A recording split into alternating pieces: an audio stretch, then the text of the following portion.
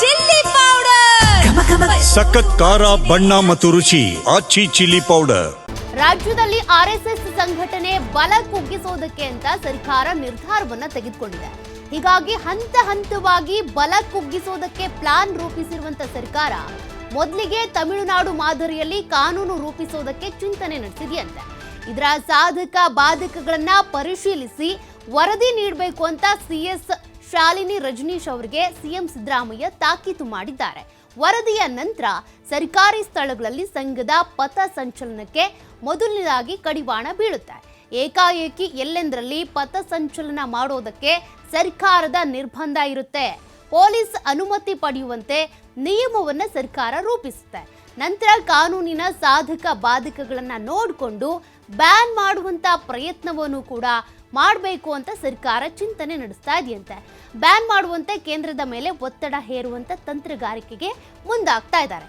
ಸದ್ಯಕ್ಕೆ ಸಾರ್ವಜನಿಕ ಸ್ಥಳಗಳಲ್ಲಿ ನಿರ್ಬಂಧ ಹೇರಬೇಕು ಅಂದ್ರೆ ಕೂಡ ಒಂದಷ್ಟು ಕಾನೂನಿನ ಸಾಧಕ ಬಾಧಕಗಳು ಏನಿರುತ್ತೆ.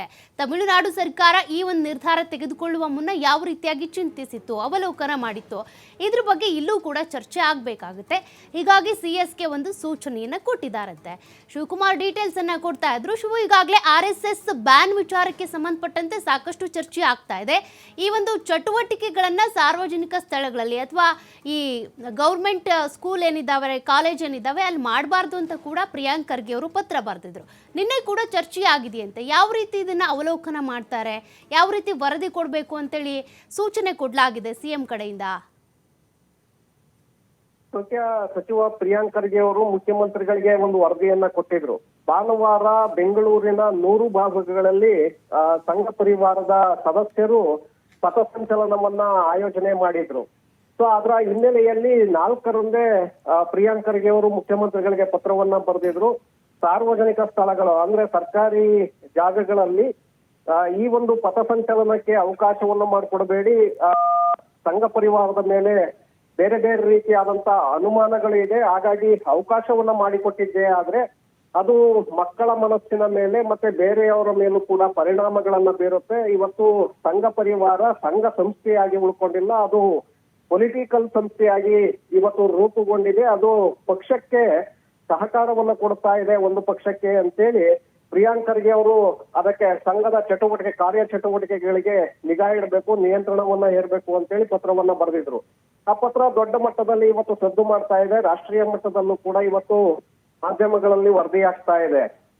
ಸೊ ಈ ಹಿನ್ನೆಲೆಯಲ್ಲಿ ಮುಖ್ಯಮಂತ್ರಿಗಳು ಕೂಡ ಸರ್ಕಾರದ ಮುಖ್ಯ ಕಾರ್ಯದರ್ಶಿಗಳಿಗೆ ಇದನ್ನ ಪರಿಶೀಲನೆಯನ್ನ ಮಾಡಿ ಒಂದು ಸ್ಪಷ್ಟವಾದಂತ ಒಂದು ವರದಿಯನ್ನ ಈಗಾಗಲೇ ಸೂಚನೆಯನ್ನ ಕೊಟ್ಟಿದ್ದಾರೆ. ನಿನ್ನೆ ನಡೆದಂತ ಸಚಿವರ ಡಿನ್ನರ್ ಪಾರ್ಟಿಯಲ್ಲೂ ಕೂಡ ಸಚಿವರ ಗಮನಕ್ಕೆ ಇದನ್ನ ತಂದಿದ್ದಾರೆ. ಆರ್ಎಸ್ಎಸ್ ಸರ್ಕಾರಿ ಜಾಗಗಳಲ್ಲಿ ಕಾರ್ಯಕ್ರಮಗಳನ್ನ ಮಾಡೋದಕ್ಕೆ ನಿಯಂತ್ರಣ ಏರೋದಕ್ಕೆ ಈಗಾಗಲೇ ನಾವು ಮುಂದಾಗಿದ್ದೇವೆ. ಅದನ್ನ ಶೀಘ್ರದಲ್ಲೇ ಕ್ಯಾಬಿನೆಟ್ ನಲ್ಲಿ ನಿಯಮಗಳನ್ನ ರೂಪಿಸೋದಕ್ಕೂ ಕೂಡ ನಾವು ಹೊರಟಿದ್ದೇವೆ ಅನ್ನುವಂತ ಒಂದು ಮಾಹಿತಿಯನ್ನ ಸಚಿವರಿಗೂ ಕೊಟ್ಟಿದ್ದಾರೆ.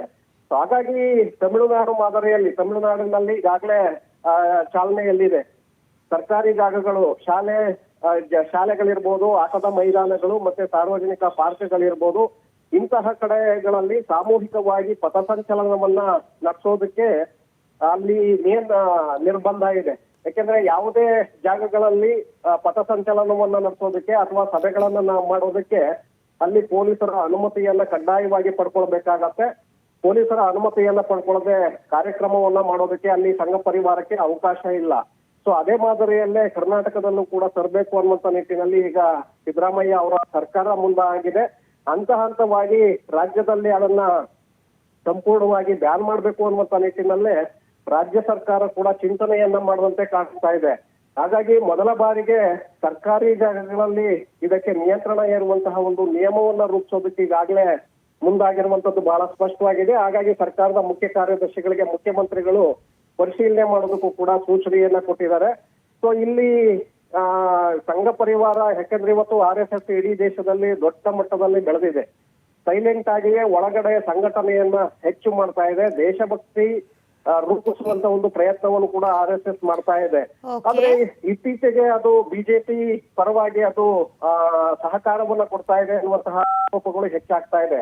ಆ ಕಾರಣಕ್ಕೆ ಅದರ ಮೇಲೆ ನಿಯಂತ್ರಣವನ್ನ ಏರೋದಕ್ಕೆ ಈಗ ಕಾಂಗ್ರೆಸ್ ಸರ್ಕಾರ ಮುಂದಾಗಿರುವಂತದ್ದು ಸೌಖ್ಯ. Thank you Shivakumar ಡೀಟೇಲ್ಸ್ಗೆ.